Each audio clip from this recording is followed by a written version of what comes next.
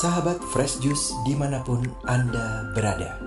Sesaat lagi kita akan mendengarkan Fresh Juice Kamis 16 September 2021 bersama Ibu Benedikta Wayan Suryani dari Pangkal Pinang. Selamat mendengarkan.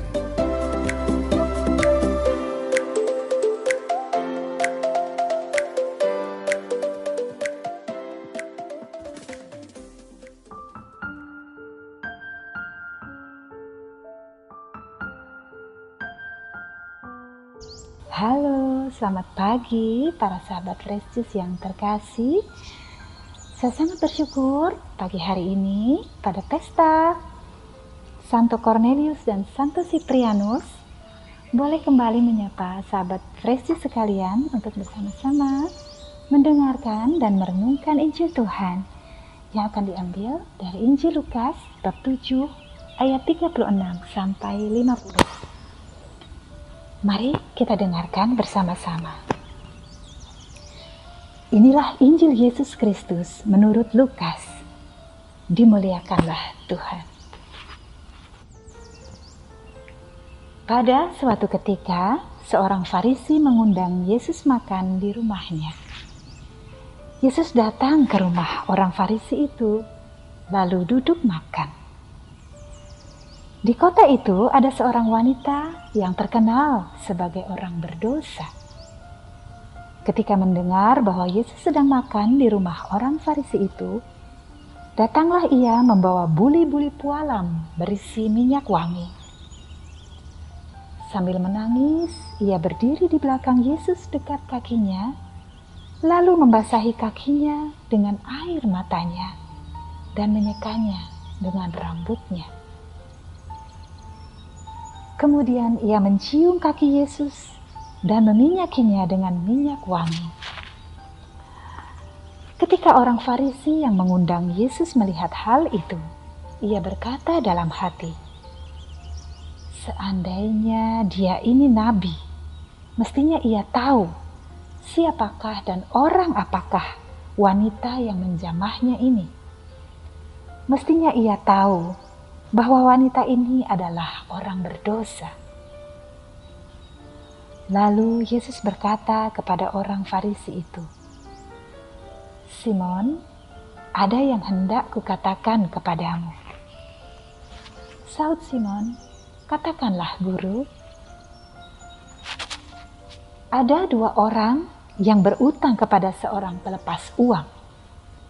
Yang seorang berutang 500 dinar, yang lain 50. Karena mereka tidak sanggup membayar, maka utang kedua orang itu dihapuskannya. Siapakah di antara mereka akan lebih mengasihi dia? Jawab Simon, "Aku sangka yang mendapat penghapusan utang lebih banyak." Kata Yesus kepadanya, "Betul pendapatmu itu."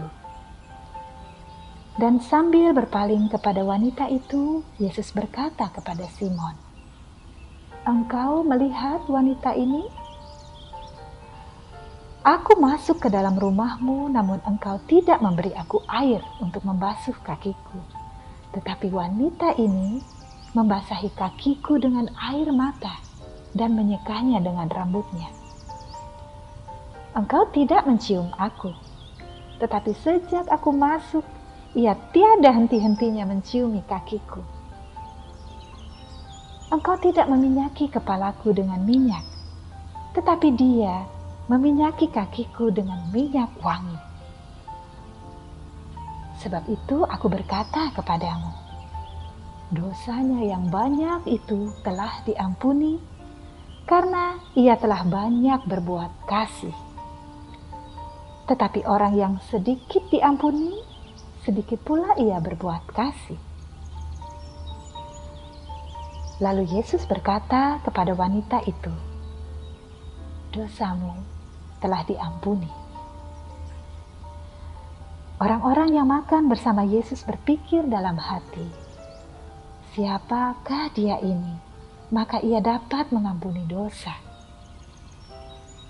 Tetapi Yesus berkata kepada wanita itu, "Imanmu telah menyelamatkan dikau. Pergilah dengan selamat." Demikianlah Injil Tuhan. Terpujilah Kristus.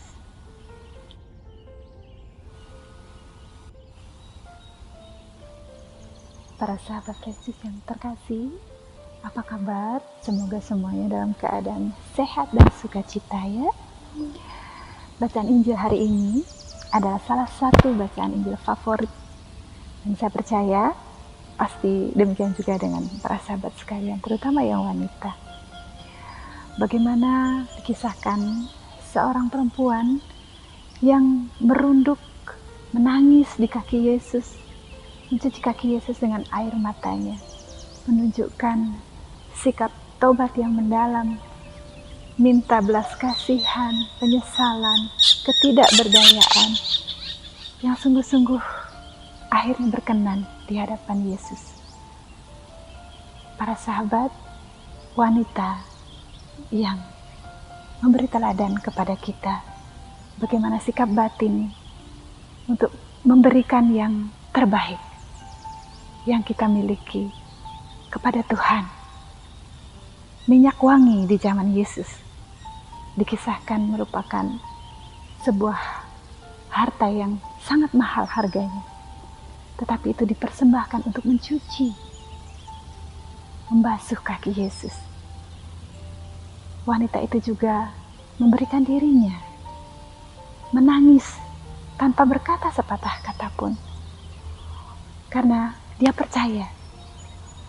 Saya yakin wanita itu tidak ujuk-ujuk melakukan itu tanpa mengenal Yesus. Dia pasti tahu, dia pasti mengikuti apa yang Yesus lakukan.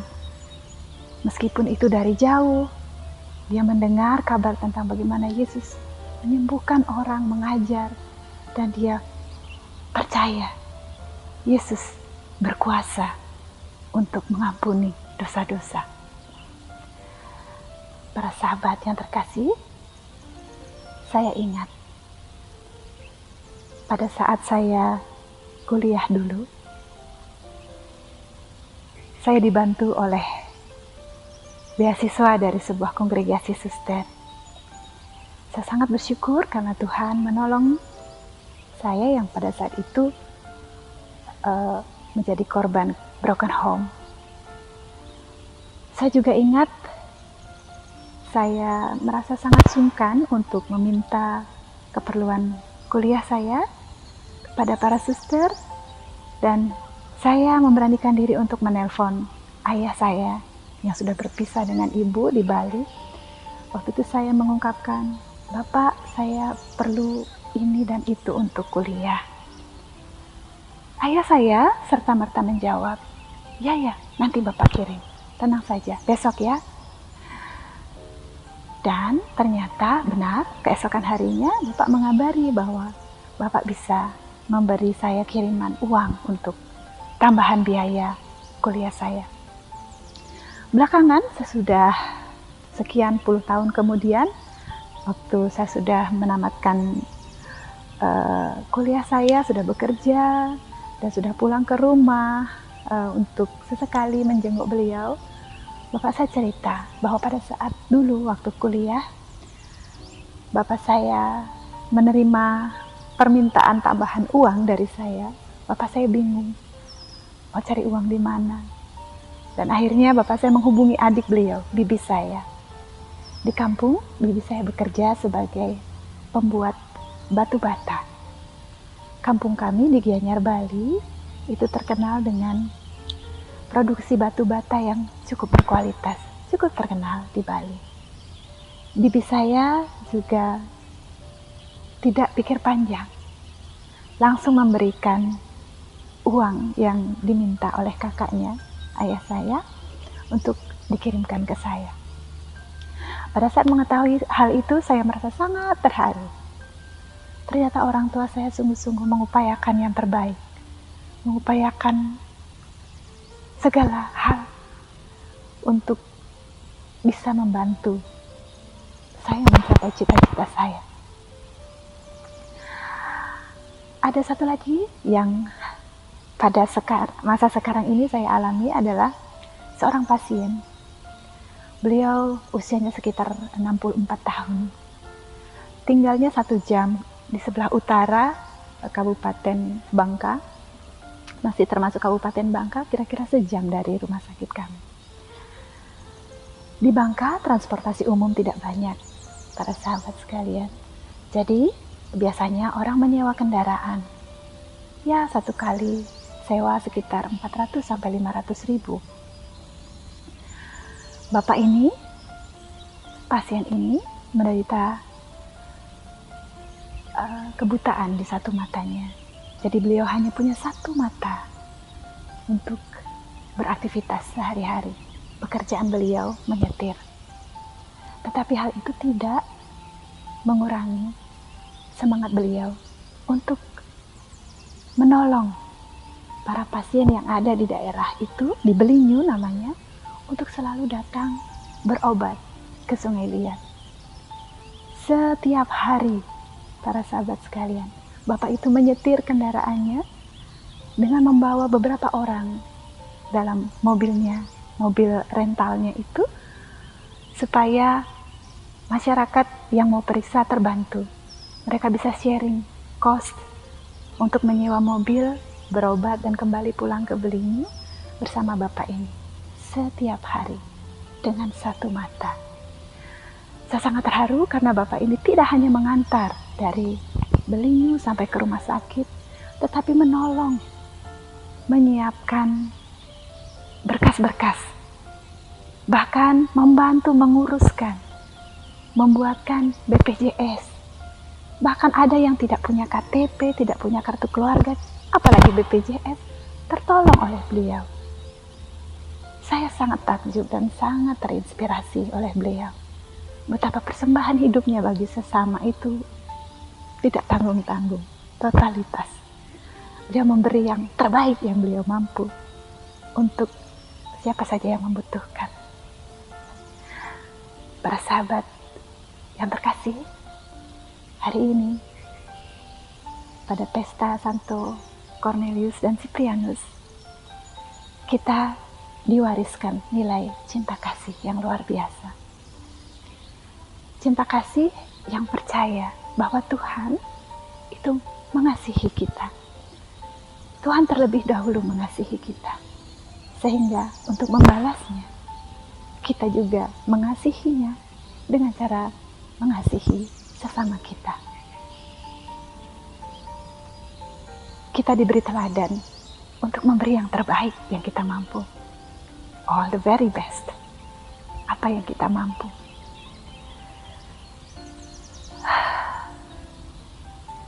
Para sahabat yang terkasih, terbaik artinya sesuai dengan talenta yang kita miliki.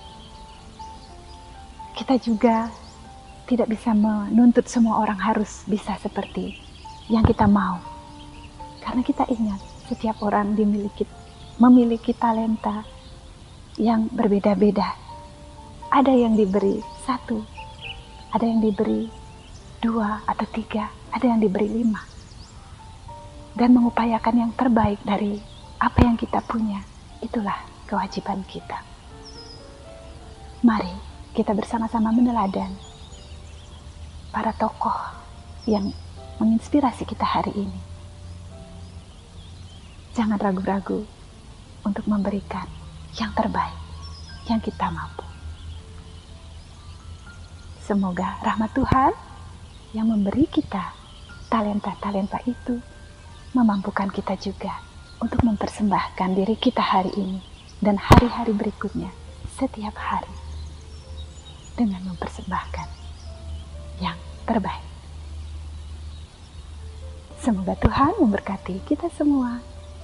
Salam Fresh Juice.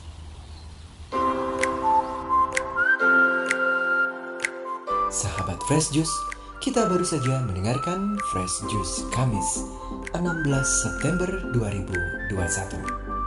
Saya Yofi Setiawan beserta segenap tim Fresh Juice mengucapkan terima kasih kepada Ibu Benedikta Wayan Suryani untuk renungannya pada hari ini.